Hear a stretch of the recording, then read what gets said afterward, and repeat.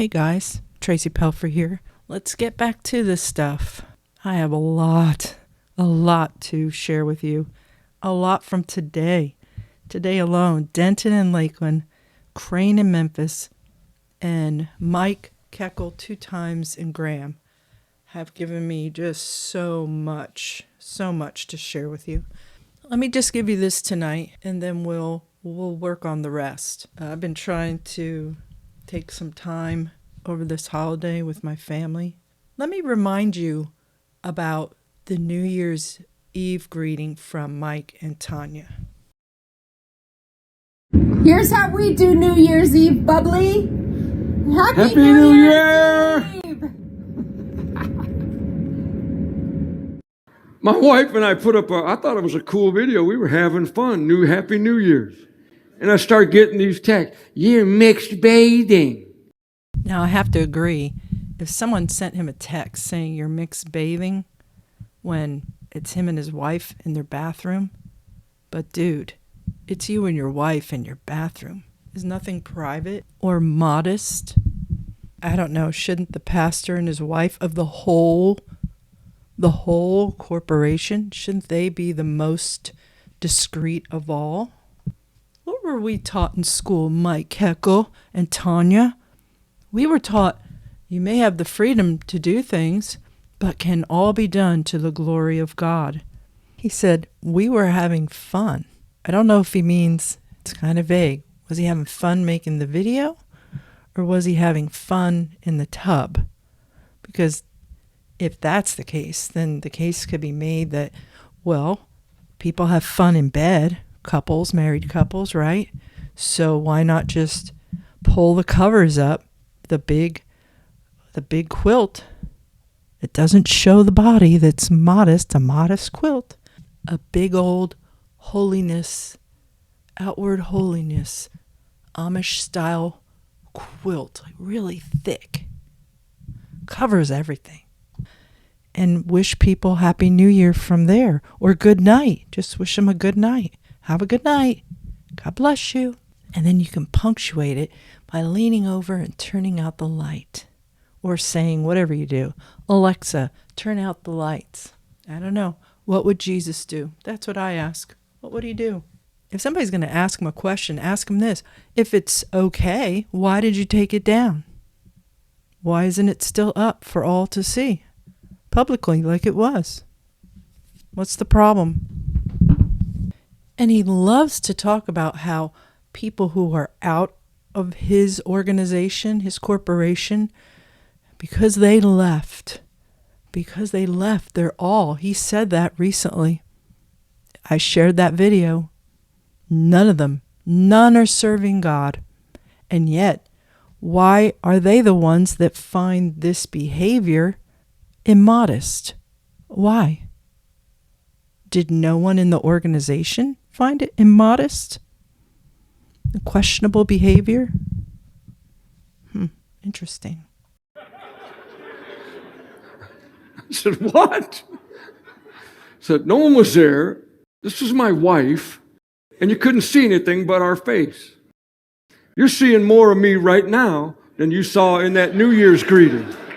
Well, if he's going to use that lame excuse, then that takes away from immodesty altogether, in a tub or out, because the whole point of it is the power of suggestion, right? A pastor, a supposed man of God. He said it in a video that I shared. I am a man of God. And this is his behavior. There's no modesty. There's no discretion, because it's highly suggestive. What about the men and women that have to come into church the next day after having watched that and see Mike and Tanya?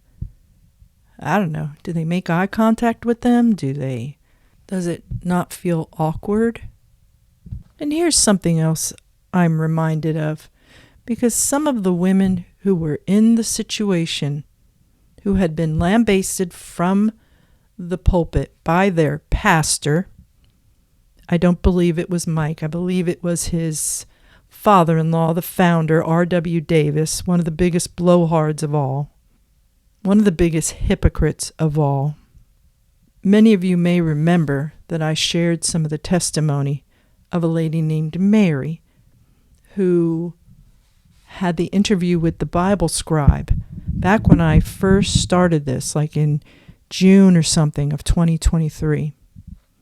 And she was relating a story, and others have corroborated it who were there. So there's at least 3 or 4 of them who have posted on my Facebook page about that. And at least one has contacted me privately to say, yes, that is what happened. And they were fully dressed. They put towels around a fence in a compound or in an apartment complex where they knew no one was home. It was just those ladies during the day. It was really hot. They were sitting by the pool with their feet dangling in there in the water. And I think a couple of them ended up going in, splashing around. Horrors.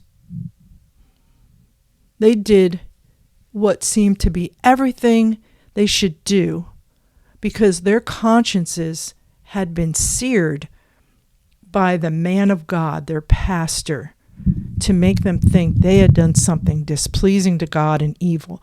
And rather than just talking to them saying, I heard such and such happened. They got out of the pool and other people from the complex were coming over. They were just some ladies in their long, stupid dresses trying to get cooled off on a hot day. And they were blasted forward over the pulpit and humiliated because everybody knew the word, it's, how it is in NTCC or anywhere. Word spreads like wildfire when it's gossip. But that man, and Mike has learned very well from him, as has many other men, they do not take people privately and say, hey, I heard such and such happened. What was the deal? Oh, is that all it was? Oh my goodness, that's nothing. That's nothing. Why, one year, Pastor Davis allowed us to go to Myrtle Beach, and the men and women were splashing around in the water fully clothed. So that's nothing. You guys, whether you agree with NTCC or not and their outward appearance policies and rules and regulations and permissions, those women did the best they could to be as honorable and discreet as possible. That was not good enough. And they were treated poorly by their pastor, the man who supposedly loves them unconditionally, right? Just like God. The man who we were told prior to that happening that he was an apostle. George Jordan told us all that. He's an apostle. He was going to be one of the 4 and 20 elders from the book of Revelation. But he couldn't find out the details, and he couldn't speak to them lovingly. He couldn't approach them. No way, man.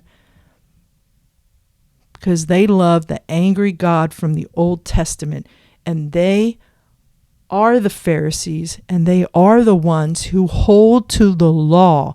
And that's why they are an organization of works. Who's the hypocrite, man? Who's the hypocrite? And for him, in my humble opinion, to make excuses and not see that, it's like, how far has this guy and his wife really strayed? 2 people in a bathtub, likely naked, whether they are or not. If they're not, that might be weirder. It's suggestive. But here's something.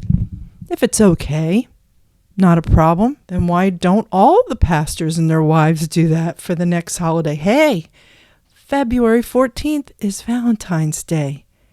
I say every married couple should get in their big, massive tubs. Oh, wait, they all don't have one, do they? Man, maybe the dude, the pastor, can get in the tub. He's modestly covered by bubbles, and she can be modestly dressed in regular clothes, in her Amish clothes, on the side of the tub, splashing the bubbles to make more of them for him. Because he's just come home after a long day. And they can both turn to the camera, which she's holding with a selfie stick, and they can both say, Happy Valentine's Day, because after all, there's nothing wrong with it. It's a husband and wife, covered modestly in bubbles in their tub, their big, huge tub that everyone has, right? Face and hands, and what? I have gray legs. You didn't know I had gray legs, did you? I said, whoa, some of them wear stuff to conferences way more immodest than my face and some bubbles. This is what this guy does all the time.